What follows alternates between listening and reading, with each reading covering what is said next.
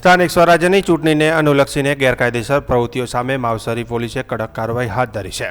તખતપુરા ગામની સીમમાં પોલીસે એક બોલેરો ગાડીમાંથી વિદેશી દારૂનો મોટો જથ્થો ઝડપી પાડ્યો હતો। આ કાર્યવાહીમાં કુલ 2,90,56નો મુદ્દામાલ કબજે કરવામાં આવ્યો છે।